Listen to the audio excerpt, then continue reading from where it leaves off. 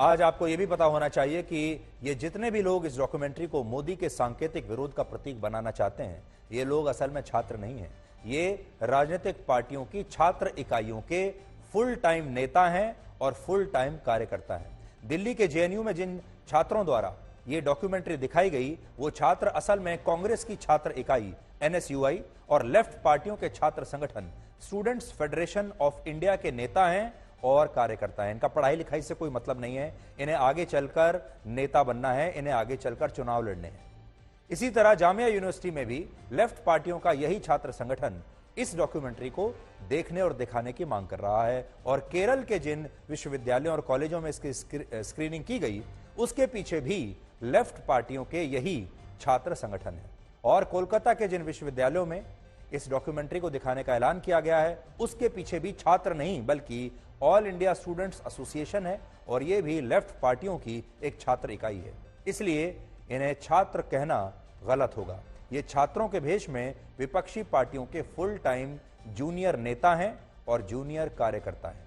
दूसरी बात यह है कि इस मामले में ब्रिटेन के प्रधानमंत्री ऋषि सुनक भारत के साथ हैं और उन्होंने कहा कि वो इस डॉक्यूमेंट्री को सही नहीं मानते, और इस मुद्दे पर अमेरिका ने भी भारत का समर्थन किया है। अब आप सोचिए, पॉइंट हमारा यह है कि जिस देश का ये चैनल है बीबीसी, उसी देश के प्रधानमंत्री ये कह रहे हैं कि वो भारत के साथ है। दूसरा जो देश है बड़ा, यूनाइटेड स्टेट्स ऑफ अमेरिका, वो भी इस मुद्दे पर भारत के साथ है। वो इस डॉक्यूमेंट्री को तूल नहीं देना चाहते। ये दोनों देश अलग बात कर रहे हैं, लेकिन हमारे देश के जो लोग हैं, हमारे अपने ही लोग, वो इनसे इत्तेफाक नहीं रखते। देखिए ये ऋषि सुनक ने क्या कहा।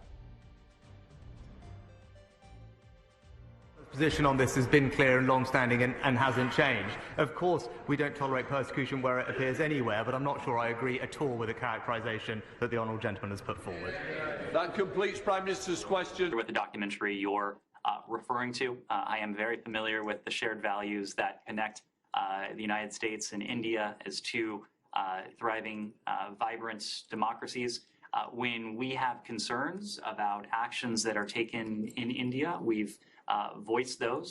We've had an occasion to do that, but we want first and foremost to reinforce those values that are at the heart of our relationship. मैं यहां पर यह बिल्कुल नहीं कह रहा हूं कि हमें इन देशों से कोई सर्टिफिकेट चाहिए।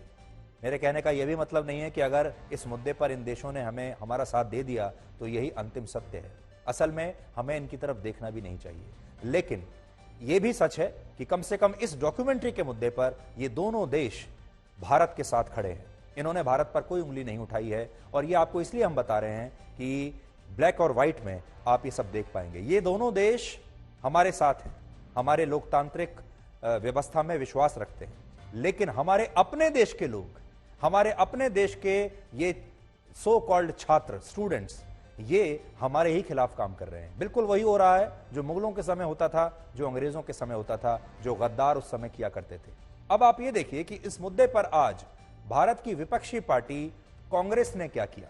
आज कांग्रेस पार्टी के वरिष्ठ नेता और पूर्व केंद्रीय मंत्री ए.के. एंटनी के अपने ही बेटे अनिल एंटनी ने कांग्रेस में अपने सभी पदों से इस्तीफा दे दिया, और इस दौरान उन्होंने कांग्रेस पार्टी के बड़े नेताओं पर गंभीर आरोप लगाए हैं।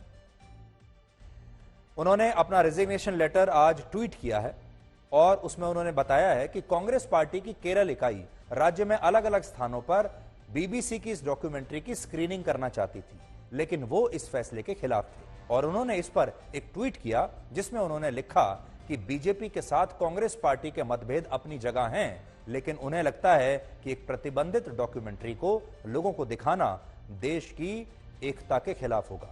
और उन्होंने ये भी लिखा कि बीबीसी का इतिहास भारत को लेकर पूर्वाग्रह से भरा हुआ रहा है, इसलिए उसकी डॉक्यूमेंट्री को सच नहीं मानना चाहिए। लेकिन इसके बाद कांग्रेस पार्टी के ही कुछ नेता उन पर इस ट्वीट को डिलीट करने के लिए दबाव डालने लगे, और जब उन्हें लगा कि पार्टी जबरदस्ती उन पर अपने विचार और अपना एजेंडा थोप रही है, तो उन्होंने कांग्रेस पार्टी से अपने सभी पदों से इस्तीफा दे दिया। और ये कोई छोटे मोटे व्यक्ति नहीं है, ए.के. एंटनी के बेटे हैं। ए.के. एंटनी कांग्रेस पार्टी के बहुत बड़े नेता हैं। कांग्रेस पार्टी में जो डिसिप्लिनरी कमेटी बनती है उसके सदस्य रह चुके हैं, उसको लीड कर चुके हैं, और आज उनके अपने ही बेटे ने कांग्रेस पार्टी के ऊपर इतने बड़े सवाल खड़े कर दिए, और वो भी आज़ादी को लेकर। तो ये कांग्रेस पार्टी तो वो है जो अभिव्यक्ति की आज़ादी की बात करती है, लोकतंत्र की बात करती है, लेकिन आज आप देखिए उसी कांग्रेस पार्टी के जो लोग हैं वो अपने ही कार्यकर्ताओं और नेताओं पर कैसा दबाव डाल रहे हैं। कौन है इंटॉलरेंट? वो आपकी पार्टी से जुड़े लोग हैं या बाहर के हैं? See, what I have said, I have resigned in the morning. It's a set of events that started from maybe 24 hours back, where I do believe that I made a tweet with very good intentions, with a lot of interest, especially our national interest in mind. In that tweet yesterday itself, I had said something which was very clear. And that is, I as a person, especially from where I come from, I have a lot of huge difference of opinion with the BJP. But when it comes to certain things, especially things pertaining to our core interest, our core national interest, including any threat to our sovereignty, these are not issues we should be playing politics with.